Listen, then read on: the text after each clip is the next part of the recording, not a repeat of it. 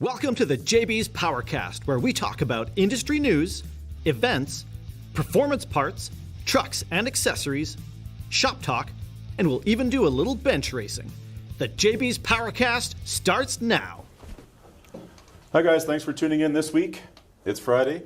Corey, good to see you. Likewise. I like to think everything's good, flowing. Yeah, I mean, Stages, people opening businesses. Got reservations to a restaurant this weekend. wow, You know, like nice. it.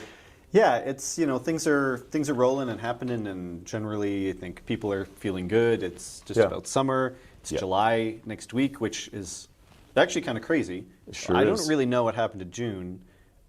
May and April kind of crawled by. March was weird. June was like, to me anyway, it High was and by. in a flash. So I agree. Yeah, I think the summer's probably gonna wrap up and roll by pretty quickly, but that's okay. Just got to enjoy it. Yeah, funny. So calling for reservations to a restaurant, typical. You know, you're getting Saturday. Yep, sure. Yep. Are you celebrating anything special? And I'm like, thought to myself for a second. I was like, well, not anniversary. I'm like, how about 18 minutes away from my kids? And the person obviously on the other side has children because Sure. they burst out laughing, going, "I get it. You're in." Yeah. So, yeah. So I Let me just bump an anniversary for you. Yeah. Cake, chocolate, Yeah. anything else? You know, so, yeah, that's things are good. Everything's good. Good. But, what do we got for news this week? Yeah, we'll jump into it. Yeah, exciting story. This one just came out yesterday, actually. Just came out. Ford just revealed brand new truck, 2021 F-150. It's always exciting when people come out with a new vehicle, especially something like, the Ram and the F-150 and the Sierra. Those trucks that they've been around for ever, ever and ever. And Ford, we've discussed this. I'm not a Ford guy, Nope. but the F-150 remains to be the best-selling truck. Yeah. They just every time they knock it out of the park. So, 2021 model revealed, coming out. There's a bunch of stuff to talk about it, but I'm going to hit some key points. Looks-wise, man, they know their style. They really didn't deviate too much, but it looks really good. Yeah. It's a handsome-looking truck. Yep. This makes it the 14th generation of the truck. So they're taking some design elements from the previous gen. They're updating a little bit. They're once again using aluminum body panels, which when it came out, there's a lot of controversy. I think everyone's come around on it now. There was all sorts of like, ooh, aluminum, it's going to be bad. No, it's fine. Right. It's fine. I think people just forgot. Yeah, probably. Yeah, Had they not told pushed. anybody? Yeah, they pushed on marketing pretty hard. Sure. And then they got some pushback, and the other Yeah. guys sort of played some cards, and Yeah. I think they were like, "We're going to do it. We're just not going to make a big deal about it." I distinctly remember the commercial or YouTube thing of a guy going, "You can't have aluminum body," and he takes like pliers or something, Sure. puts it through, and he rips the panel off. Yeah. It's like, go do that to your other truck. It's going to rip the same freaking way. Yeah, all that stuff was such a bunch of BS. Exactly. Yeah. Anyways, yeah. At any rate, so they have actually done a pretty big powertrain upgrade. When you look at it, it doesn't look that much different. Sure. But there's a whole slew of new motors and stuff like that. So the biggest one is they have a full, their top of the line class leading powertrain is a full hybrid, which is super duper surprising. Yeah. Wow. So you've got the little EcoBoost, you've got the Coyote 5-liter, you've got the small, it's 2.7 or something like that. Yep. Got all those same ones. They tuned and redesigned them a little bit, but the big difference is this hybrid. They call it the Power Boost Hybrid. Okay. So the whole idea here is this is surpassing the Coyote as far as like this has the most power, most torque. This is the motor to go with. Right. So it's based on the 3.5 liter EcoBoost V6, but it's specially retuned and it's got a special version of the 10-speed automatic. Okay. Basically, this is the piece that this is their little showstopper. So they haven't released all of the details on it, but they know that it'll make at least 420 horsepower and 420 feet-pound of torque, which, if you're comparing, Right. 420 horsepower, that's what the 6.2 V8 from Chevy makes. Right. Yeah. Yeah, Yeah. Right out of and the box. Yep. 480 pound-feet of torque is what the EcoDiesel from Ram makes. So you can tell where they're going with this. Sure. Because the EcoDiesel makes pretty good torque. Of course. Horsepower, it's not really what it's made for, right? Because you've got a half-ton lightweight truck with a 3.5 liter hybrid turbocharged V6 making, a pretty healthy amount of horsepower, yeah, 420 they do. plus, and almost 500 pound-feet of torque in a half-ton chassis. Right. as a hybrid. Yeah, It's super impressive. Yeah. And nobody really has anything to compete with that. Dodge has their EcoDiesel, which again is hit and miss, we'll call it that. Yeah. Chevy, they're 6.2, it's a great V8 motor, but it's a 6.2 V8. Yeah. Comparatively speaking to a 3.5 liter hybrid. Yeah. Come on, You're if almost behind. If it's making the same power, you're behind at that point. Yeah, I agree. So anyway, that's pretty exciting. They're definitely pushing some innovation as far as powertrain goes. So, I mean, what about the interior? What do you like? I think you and I have talked a lot about, how companies are basically all things going forward. It's going to be a hybrid. Sure. Everything's going to be hybrid. You're going to, hybrid electric. Basically, your next options are going to be, well, you can get this electric, and if you really want to stick with the old one, go with this one. Yeah. So, but what about the interior? What are the advances in the interiors? Like, what are they changing to be like? Oh, I never thought of that, and it's right. So interior, it looks nice. Obviously, you get some aesthetic upgrades. There's a ton. The big push is tech. It's always tech now. Of course. It's 2020. Yep. You can have the nicest leather. You can buy the nicest Ram with the horns and the cushiest, of course.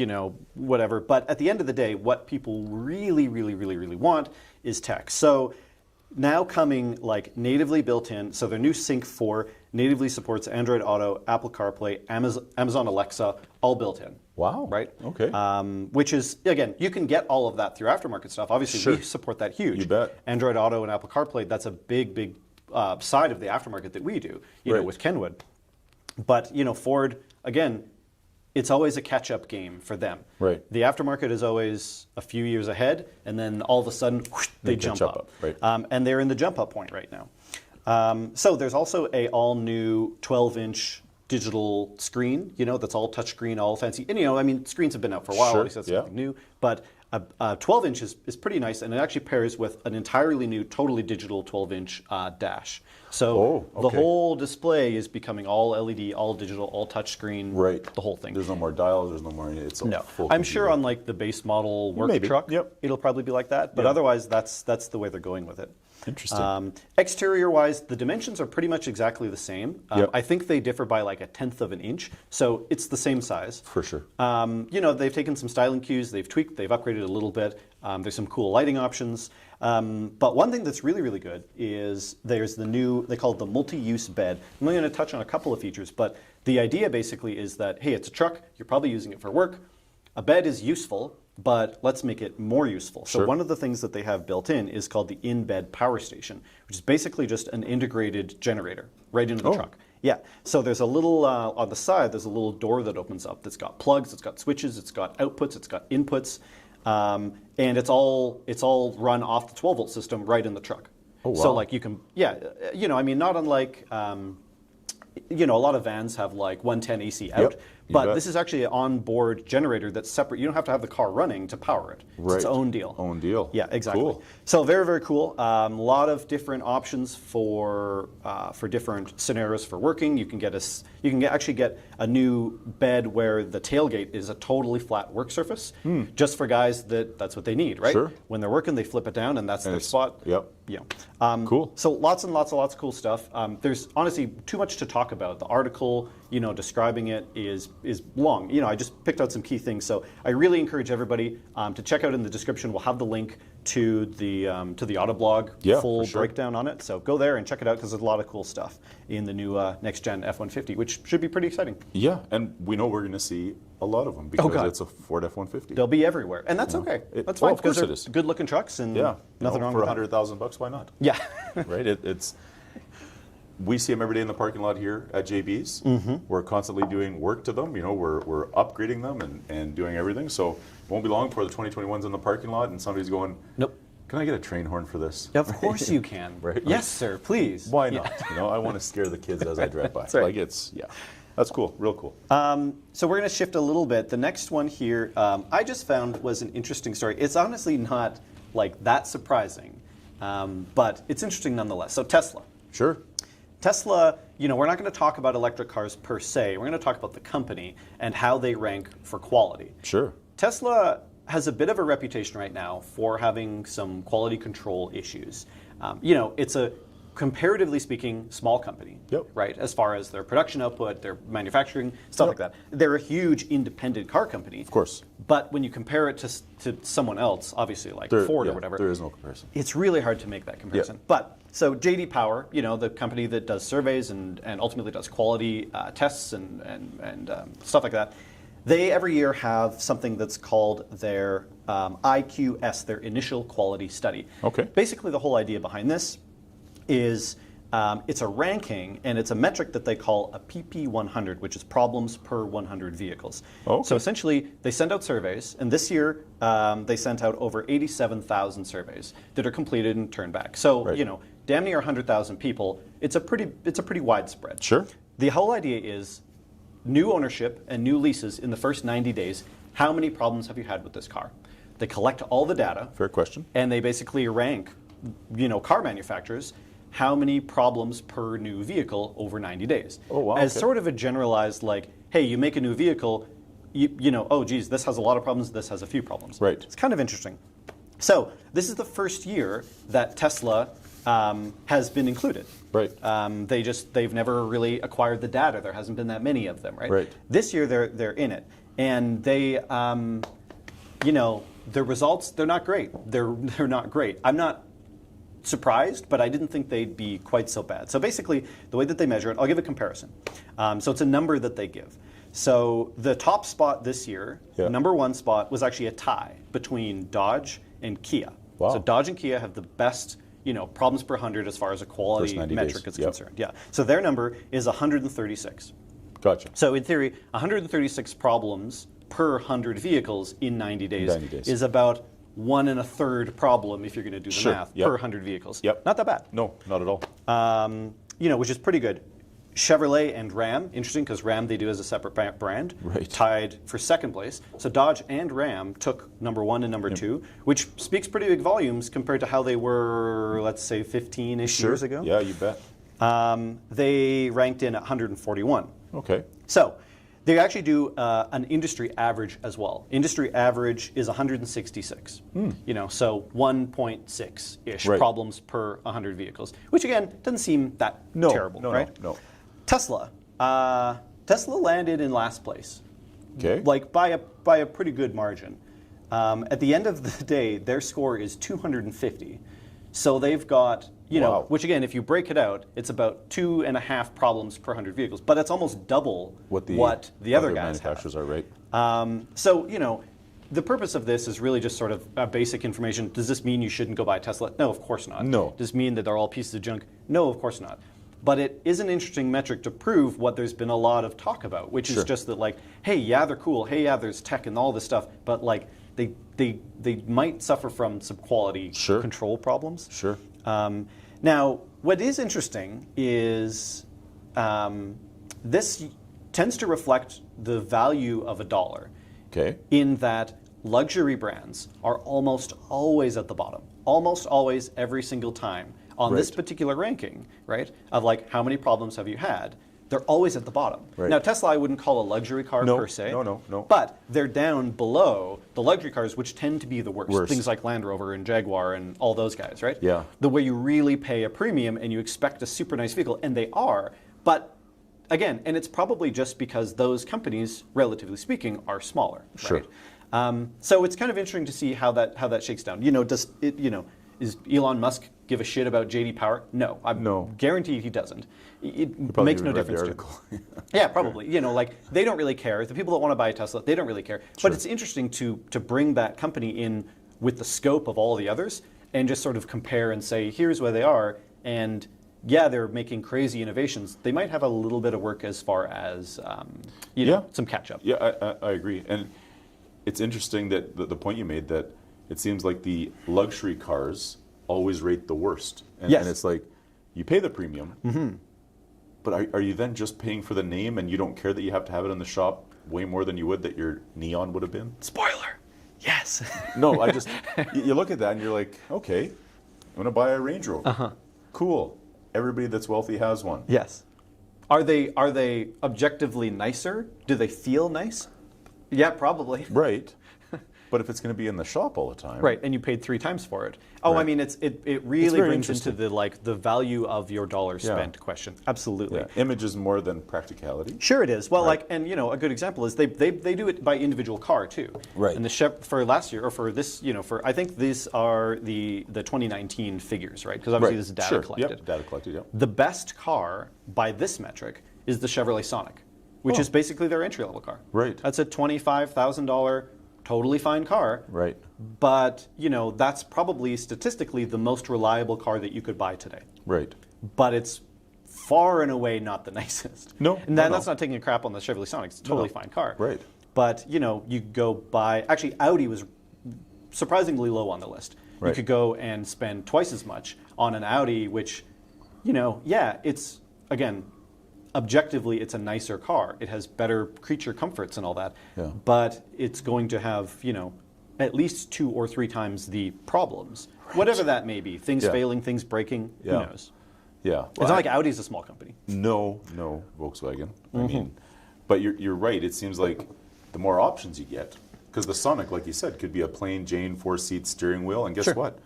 It works forever. Totally. No power window, no power door lock. I mean, it is the Volkswagen of the time that, Right, yes. all you want is one seat, no problem. Let me just put one seat. You don't have to worry about the other seat. But, I guess when you want all the comforts and the extras and stuff, there must be an expectation that, that massage chair that you sit in that you really don't need while you drive, that's probably going to break at some point because sure. really it's a car and it shouldn't have it. But, Right. Interesting though that, they are now mainstream with all the things that we've talked about, and they're in the spotlight with a lot of things Sure. in California and all that. I guess they're going to take their bumps as it goes through that, JD Power thinks you're this, and I'm sure, like you said, Elon Musk is going to be like, who are you again? Right. Like, But actually, you know what? And here's a great point to compare that. The number one spot that was tied with Dodge is Kia. How many years ago would that have shocked everybody? I'm not surprised now. I'm Yeah. not even a little bit No, surprised. no, Kia and no. Hyundai, I Yeah. expect to take the first spot. of course, yeah. But it wasn't that long ago. I worked at a Hyundai dealership, Sure. I don't know, 10 years ago. And 10 years ago, they were really not that great. They were Right. just getting okay. Right. But give it time. And now they're probably some of the best built vehicles on the road. You bet. Yeah. Absolutely. And style-wise, and they look good. Everything is good about them. But I agree with you.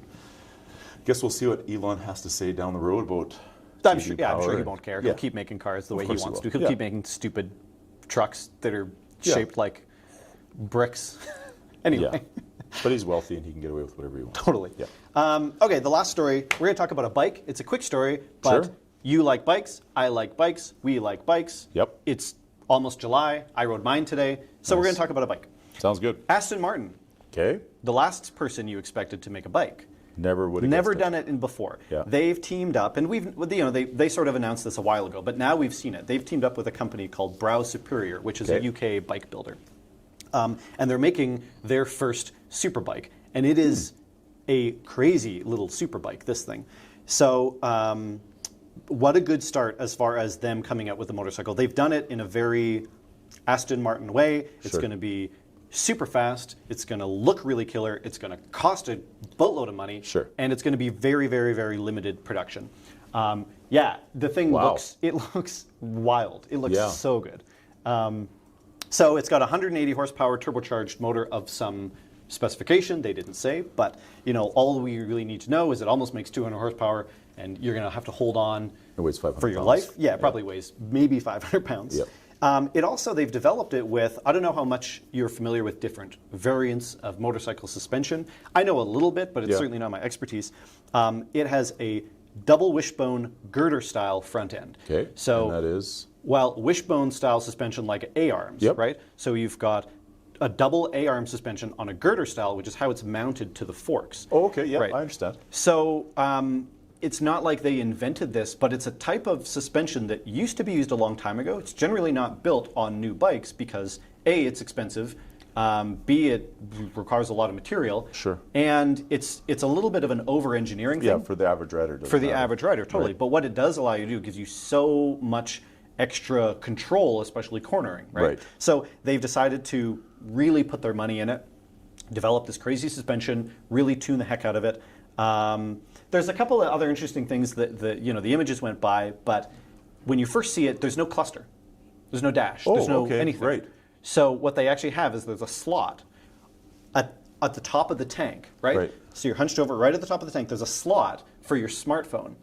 And there's an app that they have where all of the dash is all digital and it goes on your smartphone. And it slots right in, which I'm like, that's dumb. Wait a minute. No, that makes sense. Right. Because like I used to, on my old bike, the Speedo didn't work.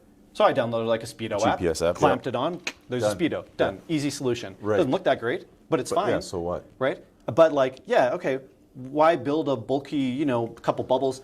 As far as aerodynamic is concerned, it literally goes right into the tank. It slots right in. So you wouldn't, had you not looked down, you're not going to see it. You don't even see it. No, it looks really, really, really slick. Cool. So the thing is called the AMB001.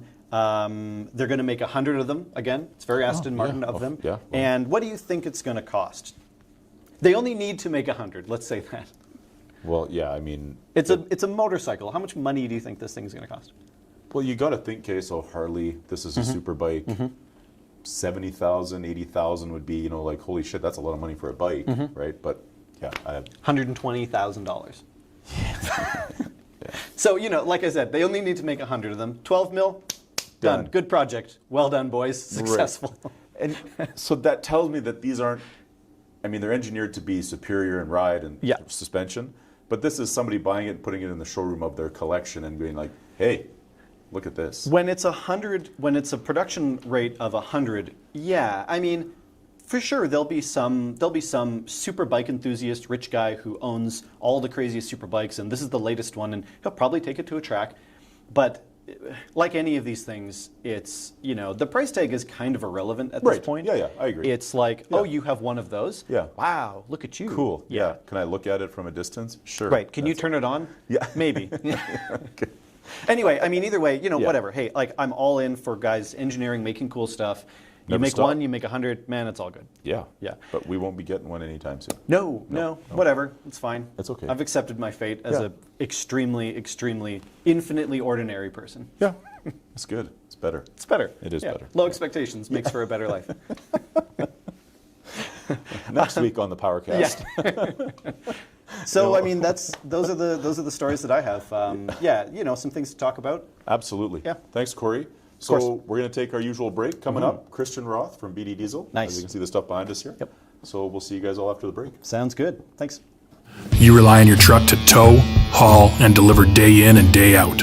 At Bully Dog, we develop and improve your truck's economy, power, and performance without sacrificing durability. Every tuner is designed to exceed your expectations. With more than 2 decades of experience, Bully Dog is a name you can trust. Bully Dog gives your truck the performance edge it's been missing. Shop the largest Canadian inventory of Bully Dog tuning devices at JBs Power Center in Edmonton and Calgary at the guaranteed lowest prices. Or shop online at jbspowercenter.com. You love your truck and you won't compromise. Neither should your tires. If you haul, crawl, or roll tall, Mickey has your tire. Loaded with innovative features, aggressive treads for lifted and non-lifted vehicles. With over 50 years of uncompromised construction and undisputed performance. Shop the largest Canadian inventory of Mickey Thompson tires at JB's Power Center in Edmonton and Calgary at the guaranteed lowest prices, or shop online at jbspowercenter.com. Professional installation, balancing, and alignments available at all JB's Power Center locations. We're back. We have Christian Roth from BD Diesel on the line. Christian, thank you for taking the time to join us today. Hey, thanks for letting me be here. It's it's always great. I mean, if we're talking diesel at JB's Power Center, BD Diesel. Any of our customers that have been in the store, you guys are the brand. We sell a lot of BD Diesel. We're proud that we're supporting another local Canadian, I shouldn't say local, but a Canadian company. So I guess right off the start, Christian, just give us a history on BD Diesel. Where did it start, and tell us about being family owned and operated, because that's what we are as well. But kind of give us a history on the company and the progression till today. Yeah, for sure. Actually, BD actually started out as a sister company to Valley Fuel Injection. Valley Fuel Injection Started way back in 1976. So my dad, Brian, who was big into the automotive business, he actually came out from Calgary, planted roots out here in Vancouver, managed to get some inheritance with the unfortunate passing of I think it was actually an uncle, invested into a fuel shop in the valley in Abbotsford.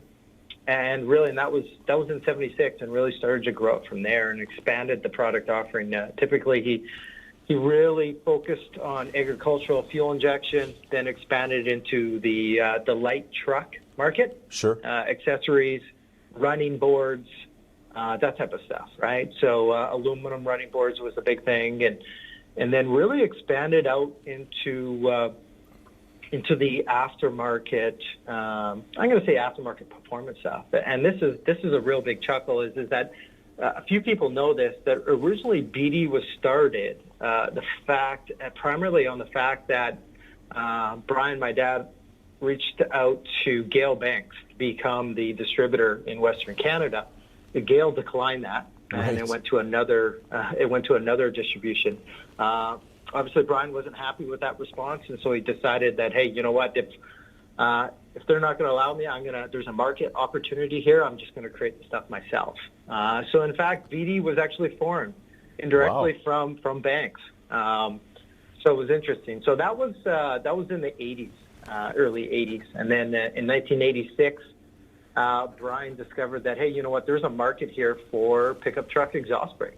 Right. That some of these bigger trucks, they have exhaust brakes, but you know what? A lot of these pickup trucks are towing enormous loads at the time, and hey, they could utilize some of the technology in the exhaust brake market. And so we really developed the first light-duty truck exhaust brake, and really took after it from there. And then he just started hiring machinists, developers, engineers, so on and so forth, and it grew from a small shop of 2,000 square feet to now roughly we have roughly about close to 60,000 square feet of manufacturing area. Well, that's cool. I mean, I'm not going to say that's the typical entrepreneur story where, you know, opportunity to do something and a roadblock up in your way and the perseverance to, you know, well, you know what? If you're not going to let me do it, I'm going to try to do it on my own, and the rest is history. So, I mean, it's a great story. So, did Brian, your dad, own Valley Fuel Injection on his own after the investment, or was there a partner in there and he kind of slowly took it over? For sure. Yeah, there was a partner in there. There was a partner, and kind of the partner was really focused on the fuel injection, the remanufacture of agricultural pumps, and Brian really had a vision of something much more grandiose, right? North America wide, he saw an opportunity, right? And so he really started to steer the ship to attack this market and really go after that. And obviously there was a couple of decisive moments or decisions at that time, and then he eventually bought the partner out. And then he really decided that, hey, you know what? The local Fraser Valley market's quite small. You know what? We got this huge North American market where we can appeal to millions of customers rather than a few thousand. Right. Well, that's great. So, you know, you talk about being North American wide. So tell us about being a family-owned Canadian business and not, you know, selling and allowing it to be this, you know, summit of diesel parts. Tell us about being, you know, Canadian family-owned. Yeah, definitely. So we're pretty proud to be Canadian, as most Canadians are. You bet. Yeah, we wear the flag pretty hard, the maple leaf, and so again, a lot of our stuff, to be honest with you, and that was the big surprise. A lot of the decision about making product is we source it primarily through Canada, and then if not through the United States. Very few of our product is overseas, and we like to keep it that way.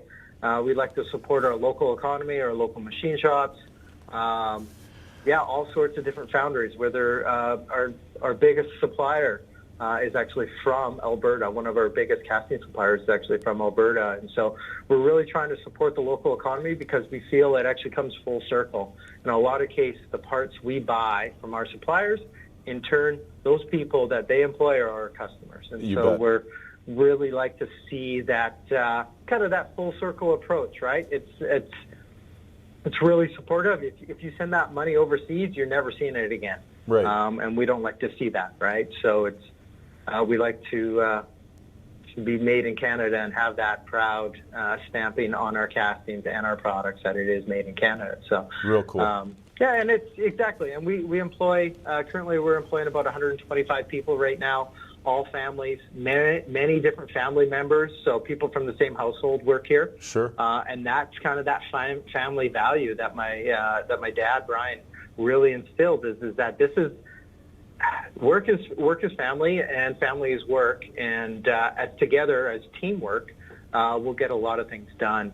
And I think that's a lot like business, like JB's as well too. Is when you have like a family organization, team collaboration. Yeah. As a team, you guys can tackle any task in front of you, right? There's no mountain not tall enough that you can't tackle as long as you work as a team, right? And if you have family communicates better, and so why not hire within the family and keep a lot of family members employed? So. Absolutely, and I think you're speaking volumes to buying Canadian and putting the money back in the local community and in the Western Canadian provinces and the Eastern provinces, if it may be. But you're it's funny, you're not, when you take the dollars and it's not a big CEO that sits in some office in Europe or in the U.S. for that matter. And I mean, there's nothing wrong with that, but you guys are supporting a local soccer team that parents who work maybe for you or for somebody down the road and then in turn are buying, and you're just driving those around you to be better. So we're proud Canadian as well. Just as you said, anybody who is Canadian is proud. So my next question, I guess, is as a family-owned Canadian company and in all respect smaller than the major corporations of the world, how are you guys coping with the current COVID-19 pandemic? Yeah, I think the biggest thing with the COVID-19, there's all sorts of different challenges. And you know what? The number one thing is that we want to make sure our employees here are safe and their families are safe. And so we're going to be a little bit more cautious, ensuring their safety, because at the end of the day, I'm responsible for them. Right? They're responsible for everybody else around them. And you know what? It's, again, that family environment. I want to take care of my family. I want to take care of the staff. So we put in a lot of provisions very, very early, earlier than most, about restricting movement, the social distancing aspect, locking the door so no outside users or outside visitors are allowed in the plant. So everything is now key locked or key fob. And so literally you have to be an employee with a key fob to get into our plant. Otherwise, you have to schedule an appointment, and if you want to schedule an appointment, most likely we're going to meet in the parking lot. Right. In addition to that, like a lot of cases, we went through some temporary layoffs, and those temporary layoffs were very, very brief, a couple weeks. Right. Then we hired everybody back, and we repurposed a lot of the people that, hey, you know what, if your job's been impacted, well, we have an increase in sanitary responsibility. We have to increase our cleaning cycles. So somebody that was normally operating on a production environment is now cleaning, right? Just to keep these people employed. Sure. So no decrease in wage. You got to put food on the table. We understand that. But hey, you know what? We need to stay open to ensure that all these staff members can still put food on the table. Perfect. You're going to clean now. And so we actually repurposed a lot of people just for cleaning tasks. And I'm really thankful that they were open to that. They really understood that we need to support everybody as a team. And we're now back up to close to full staff. That's great. It's great to hear. And I think that's a testament to the Canadian mentality and the family atmosphere that, you care about the people that are working for you and above all, you're trying to make sure that everybody has food on the table and are going home safe at the end of every day. That's great. So let's shift into, I guess our first question here.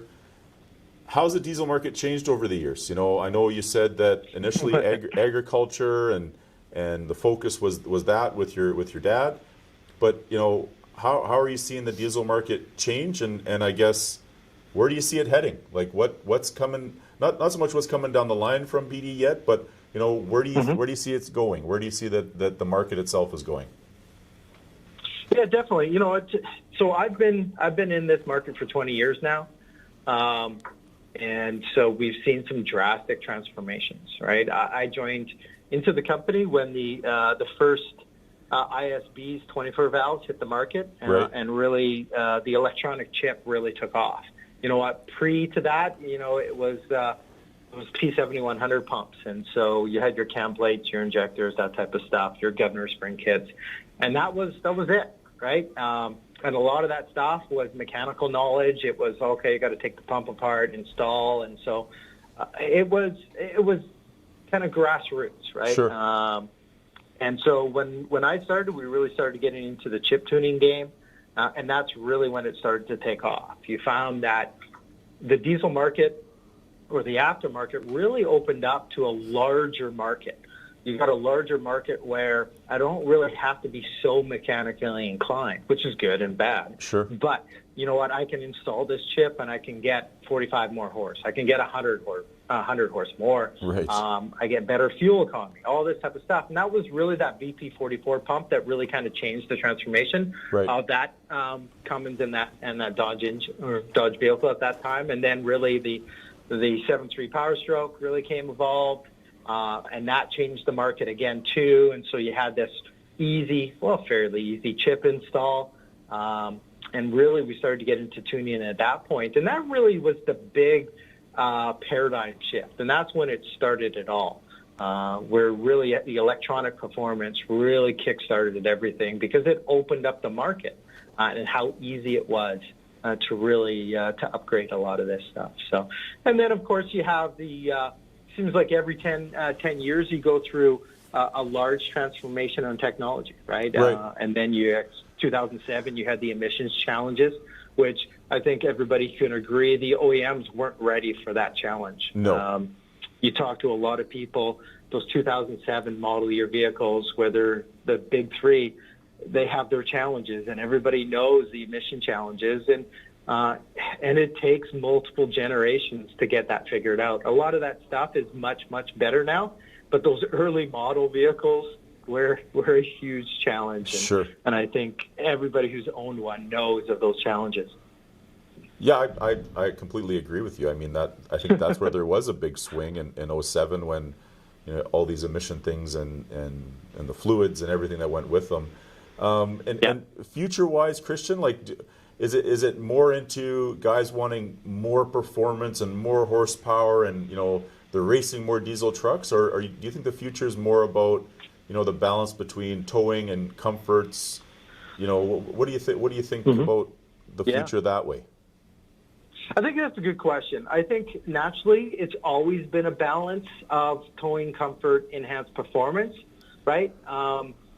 But really what gets a lot of views and a lot of attention is the high horsepower in the race market, right? Sure.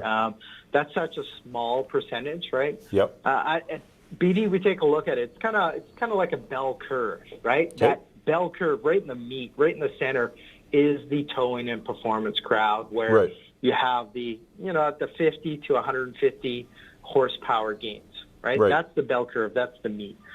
Past that, the 200, 300, 400, 500 horse in the race market is on the far right of the bell curve. It gets the most attention, attracts a lot of viewership. Everybody's excited about it. But the pure volume or sheer volume is much less. But hey, it's really enjoyable. It's fun to play in that market, and everybody enjoys it.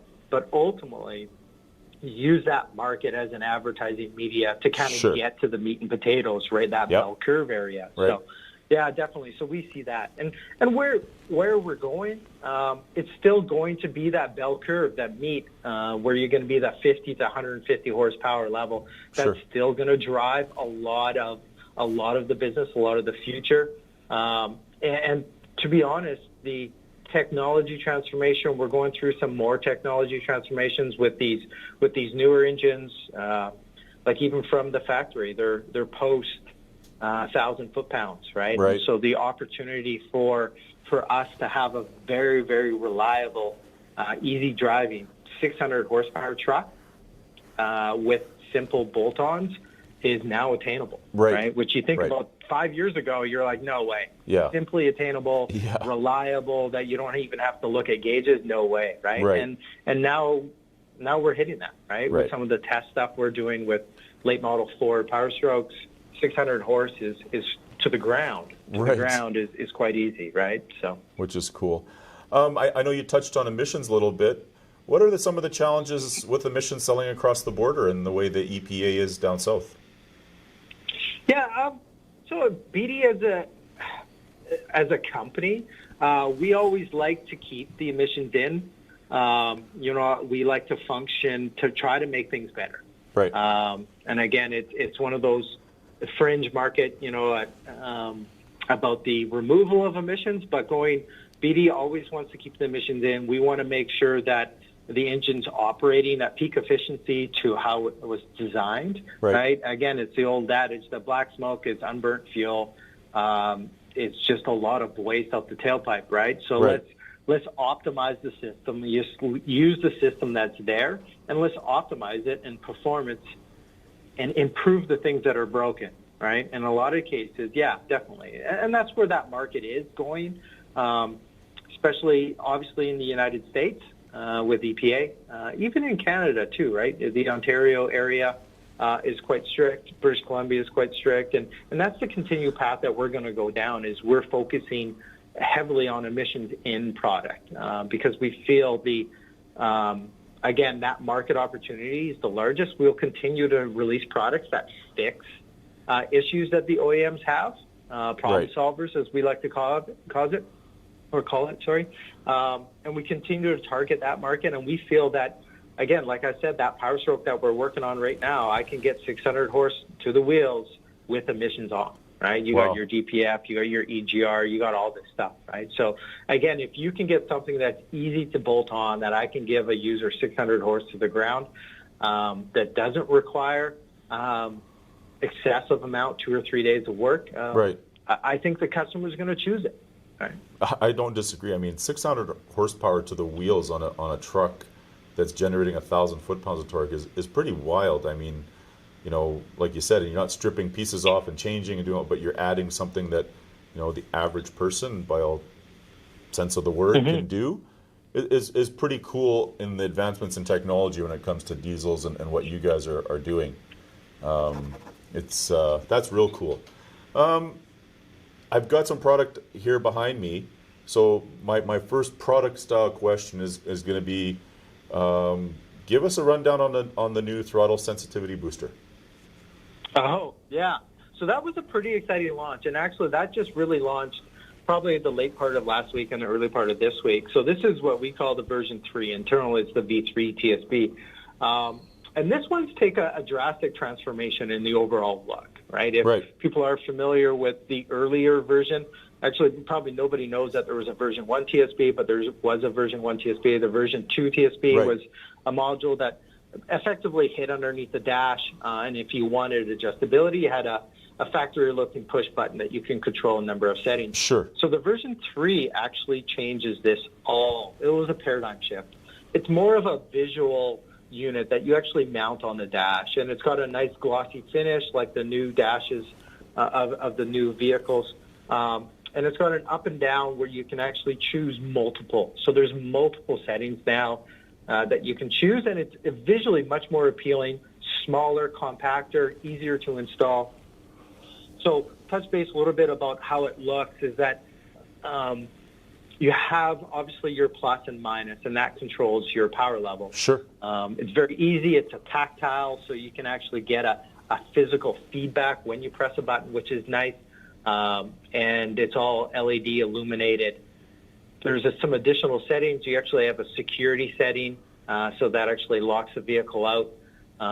For theft prevention, you have a valet, and then, of course, the favorite is the ludicrous mode is still in there. Right. So those are some additional settings there. So there's multiple settings that you can choose from. Installation is way easier on this one. I joke that it's got artificial intelligence, so now you just plug it in, sweep the pedal a couple of times, and you're ready to go. The old unit, you had to take the module apart, push a couple of buttons, sweep the pedal, and so that's all been eliminated now. Cool. So the installation time, literally, we can install these things in probably about 5 minutes. And so really, this particular product, we talked about that bell curve. This fits a massive number of vehicles, right? So we got pretty much the majority of diesel coverage with a couple of part numbers. Right. In addition, those part numbers are going to be expanded so we can actually cover some of the older generations of diesels. In addition to, a lot of these particular part numbers cover gasoline vehicles, F-150s. Cool. Even some of the Camaros and Mustangs have decent amount of coverage. Yeah. And so we actually, you know what, this particular product too, I think a lot of people are naysayers. Once they realize what's happening, they're like, wow, you know what, I really don't see on how that's really a great product or how it could work for me.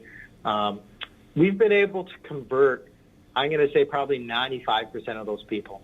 Because once they drive with it, the difference of throttle pedal, acceleration, and sensitivity is drastic, right? Sure. It's not just the fact that, hey, it's increasing the throttle voltage, what have you, but it's actually the drive characteristic is much better. Right. In a lot of cases, late model Dodges have a lot of throttle lag, pedal lag, and this device snaps that right up and actually makes it much more enjoyable to drive, right? So it's one of those things that, you know what, in our service-based facility and our retail facilities, in a lot of cases, we don't have to sell the product.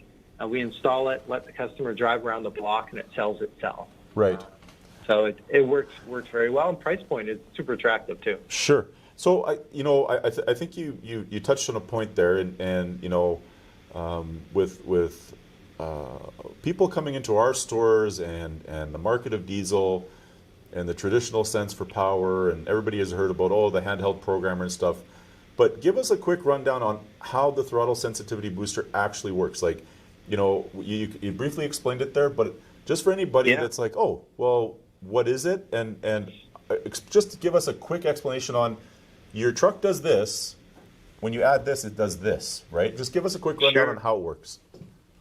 Yeah, effectively how it works is that it intercepts the signal between the throttle pedal and the ECM. Okay. And it actually amplifies it. So if I was to normally press the throttle down, say 25%, well, theoretically, I'm going to output 25%. But with the TSB, that's now adjustable. So if I input 25% through the throttle pedal, I could get 50% out, depending on my setting. Or I could get 100% out, depending on my setting, right? So in that situation there is that, so it decreases. So it actually, for a given input, it increases the output, right? And so that's how it seems like, well, you know what, some of the naysayers say that, well, I could just step on the throttle 50% instead of 25% and I get the same response. Yeah, you could, but you don't. Right. And this is a mental thing that a lot of people do, is that when I leave, when I accelerate onto the freeway, what have you, it's one of these conditions where you only step on so far. But now with this TSB device it actually improves response. And so it actually makes a difference. So you're not governed by, you know what, the mental aspect of applying 25%. So, and one thing I didn't touch base about is that it's warranty safe. Right. So take a look at all these new vehicles on the road. Is that a lot of the people will not go to a tuner because a tuner can create some sort of warranty issue. TSB, it's warranty safe, warranty approved, emissions approved, and so this is a good stopgap in between. Right. And that's a great point. I'm glad you brought it up, because that is, I'm not going to call it an obstacle, but that is somebody that's investing $100,000+ into a truck, still under warranty, and for lack of better words, don't want a headache when they go back for service, and if something was to go wrong. So I'm glad you mentioned that. So throttle sensitivity booster, warranty safe, emission safe. It's definitely something that you can put in your vehicle and not have to worry about having a headache. That's a great point. Christian, I want to shift over to turbos. Give us just, pick a couple. I know you have, I'll read them off here. You got the Iron Horn, the Screamer, Rumble, and the Cobra for different lines of turbo. Just talk about BD offering for turbo? And then I'd really like you to touch on the high-speed turbo balancer, because I think that's a cool piece of equipment that you guys have that kind of sets you apart from others. For sure. So, yeah, BD's really been involved heavily turbochargers probably the last 15 years. So we had a great engineer that really started us, John Todd, who unfortunately passed away a number of years ago, but he really set us on a good direction about understanding turbochargers. And ultimately, we're taking a look at our philosophy of turbochargers. There's a couple of different ideas that we have. Ultimately, the turbocharger is one of the key pieces of equipment that enables the drivability, the experience, the power of the vehicle. And one thing that we take a look at is that we take a look at where's the turbocharger, where's the vehicle mostly used, right? In a lot of the cases, if you're a towing application or say you're a contractor, right? You're just either carrying your tools around or you're a drag racer, right? There's a specific application there, and we feel that there's not one turbocharger that meets all those requirements. So we're not going to offer one turbocharger that says it's going to solve every issue, whether you're towing or you're a racer. And so we offer a wide variety of turbochargers like you've identified. You have the iron horn. The iron horn is probably one of our most popular turbochargers. Why? Because it offers exceptional value. It comes with a exhaust manifold, right? In a lot of cases, these late model Dodges will warp or crack an exhaust manifold. So this kit actually comes with an exhaust manifold, and it's actually mounted on a larger T4 size, so it actually handles a lot higher flow without creating back pressure and creating a restriction. So married up to that manifold now is BorgWarner's latest technology, the SXE, with some innovative turbocharger compressor wheels. So it's their latest and greatest, and I think that's been a great synergy of products. It's really worked very, very well. So with the manifold, it actually isolates the front 3 cylinders from the back 3 to give a better pulse, which actually gives better spool down low, right? In a lot of cases, myself included, if you're towing or you're a contractor, this is one of the biggest things that you can improve the experience is the response off the line. If you pull into the city, you know how many times you have to accelerate, decelerate. This is where a quick spooling turbocharger, this iron horn, really shows its muscle is that it spools very, very quick, but still yet provides tremendous amount of flow in the top end. So we have multiple sizes, 61, 63, 64, 66, and 69 compressor wheel inducer sizes to cover that range, depending on if you want to swing from the quick response towing application all the way up to the race application. All at a price point that's very, very attractive, and I think that's why it's so popular. Is that the price point is at a low point. Is where, hey, you know what? I get an exhaust manifold and a turbocharger. This is for that price. That's a great deal.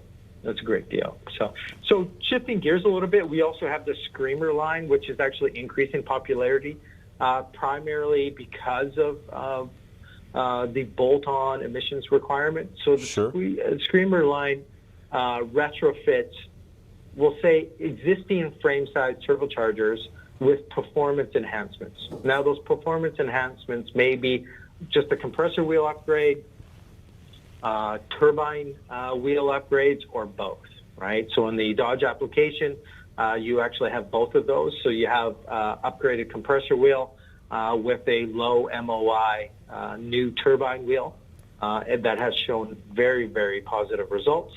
Horsepower requirements or horsepower gains of in excess of 550 horsepower off a stock HE3 series. So, and you get to retain your exhaust brake. So that's the good thing about the Screamer line is that they're drop-in. So typically installation is a little quicker, and you retain the exhaust brake functionality, the VGT. So you have that with the Ford line, in addition, as well as the Duramax line. So we introduced those Screamer series probably at the tail end of last year. That was kind of a SEMA release.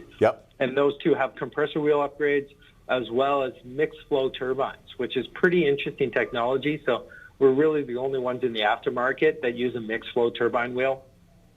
It's a small diameter turbine wheel, but it actually has a tremendous amount of flow capability, thereby reducing drive pressure, right? And you're going to see that technology in the Ford and Duramax. So really, a lot of the cases, we're really the only ones that actually taken a look at a system approach, saying that, it's not just a compressor wheel upgrade. We take a look at, with the enhanced flow of this new compressor wheel, you got to take a look at the turbine side. So we're actually casting a lot of those turbine wheels and machining them for specific applications.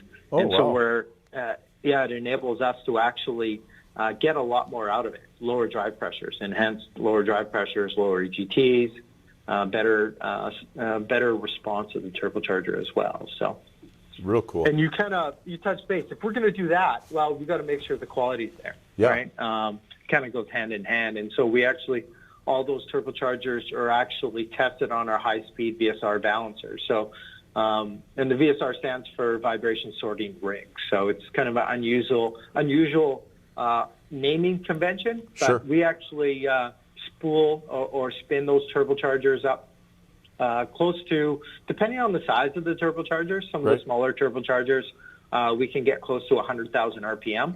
Oh, wow. And so we'll actually spin them up to 100,000 RPM for about 5 to 8 seconds.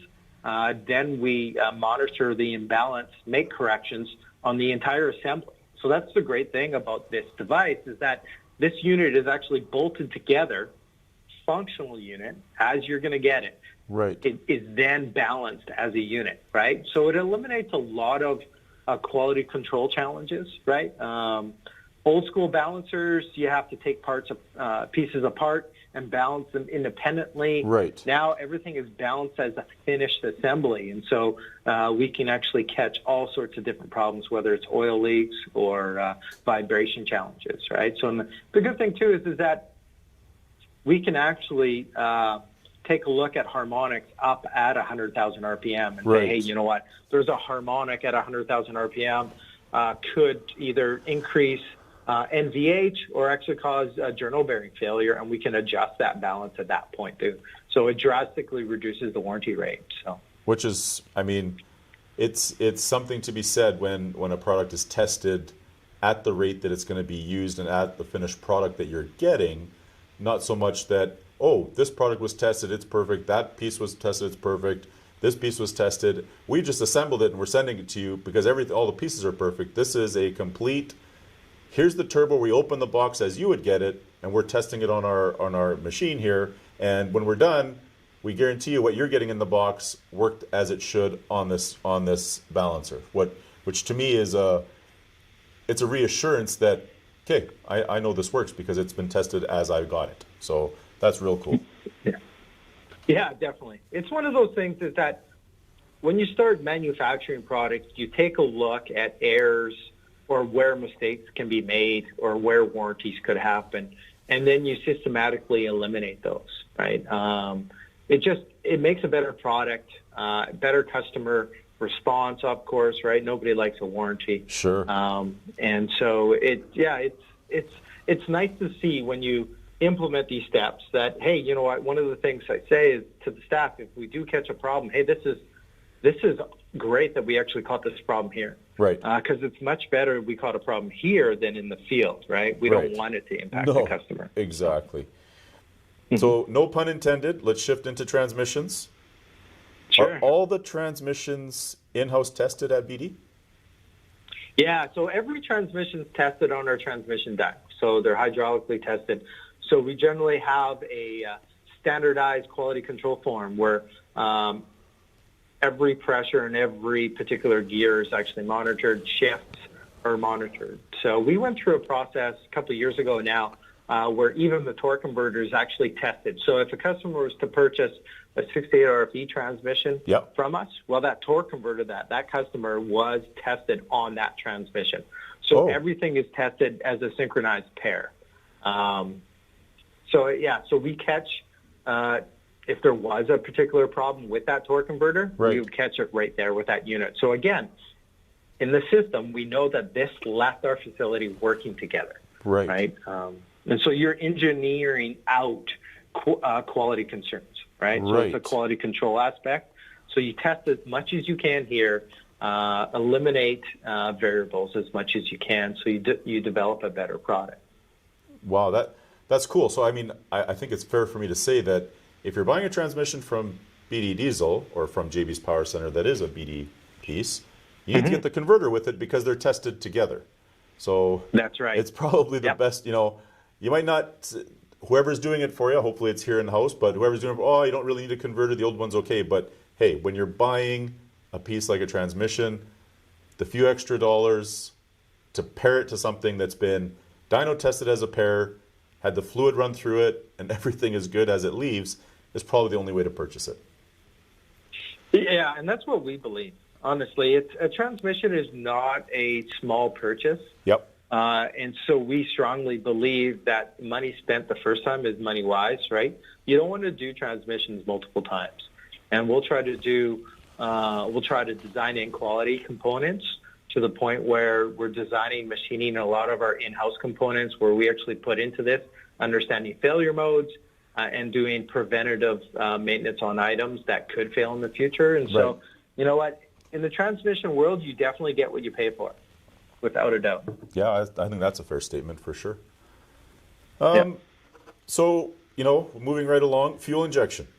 A lot of guys, diesel guys, I'm going to change my injectors. Tell us about the fuel injection program at BD.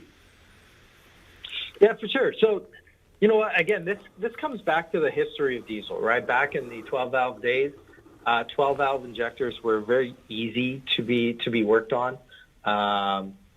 Orifices were actually quite large. The needles between the tolerance or the dimensions, the needle between the actual nozzle body was quite large, respectively quite large. Now then, with common rail, things got really, really tight. Right. And so in a situation, we actually had to kind of create a clean room environment because a single speck of dust or a hair, which is roughly 3 thou in diameter, will cause massive failures in an injector, right? And so we actually produce all our common rail injectors in a clean room environment. And so this clean room is actually under positive pressure. It gets cleaned every day. It's pretty interesting to see because everybody has the sticky pads that they walk on to make sure no dust enters the room. Right. But in that situation, it's really important that you can understand is that if you think that's the cleanliness requirement that Bosch has put on those injectors, it tells us that you cannot take apart injectors in the field, common rail injectors in the field, and swap nozzles or work on them and so on and so forth. So it's really important. The majority of all customer complaints on injectors is due to bad fuel, either water in fuel or debris in fuel, right? So it kind of lets you understand that how important cleanliness really is. So in our facility here, we have two 815 Bosch test benches. So all our injectors are actually tested on the 815. So that test cycle is roughly 45 minutes long, goes through multiple steps, approximately 8 different test categories or tests individually at different set points, at different durations, different pressures to make sure those injectors pass. And then they get boxed up and put on the shelf. So all OEM product, all Bosch product, no offshore garbage product. So again, quality is the utmost importance for us. Right? There's a saying: you do it once, do it right, do it without warranty. So that's we strongly believe that in the injector market. So it's interesting too. So we stand behind our injectors to the point that we offer no hassle warranty. Hey, if you feel that you've got a problem with our injector, we're going to take it back. Right? Because we're confident that this warranty rate is going to be so low that it's not going to be an issue. But we're going to assist you guys if you guys feel there's a challenge.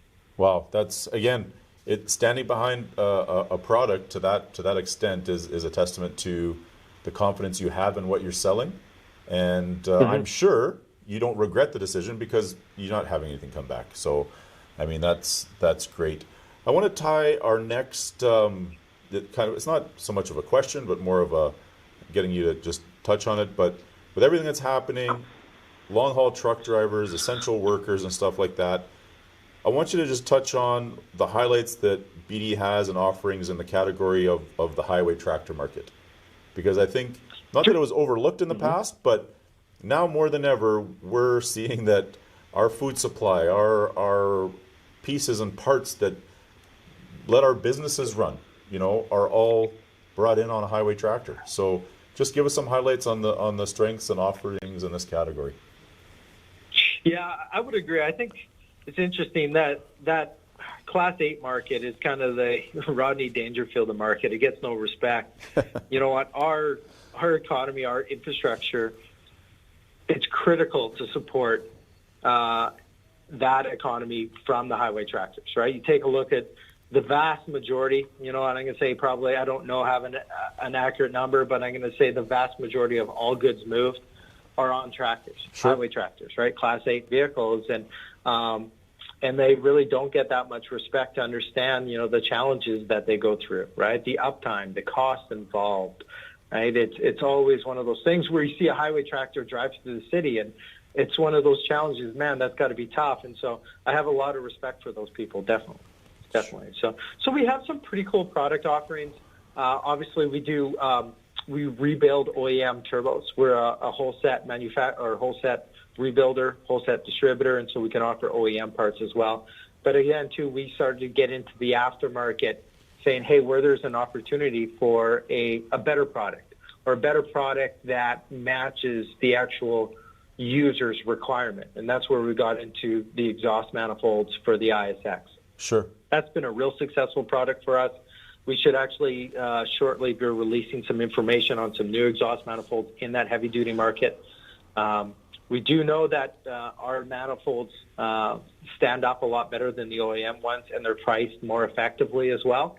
And so we're helping the users out in that aspect. And then we actually have aftermarket turbochargers. So right. If you want to drive a different direction away from the OEM turbo, we have aftermarket turbos where we actually bundle them with the exhaust manifold. And again, now you're back to a cost-effective solution, right? Sure. It's really Absolutely. about delivering value, and value has a number of multiple facades to it, a number of faces. You can deliver value on price. You can deliver value on features. And we feel that we target value in both of those avenues for that heavy-duty market, whether it's ISX. ISX is probably the biggest market in that Class 8, but also for some of the Caterpillar stuff, some of the older Caterpillars and Detroit engines. That's real cool, and I agree with the Rodney Dangerfield comment. I think that's a nail on the head with you just take things for granted that big truck, but the inner workings of that truck are what drives it. So I couldn't agree more.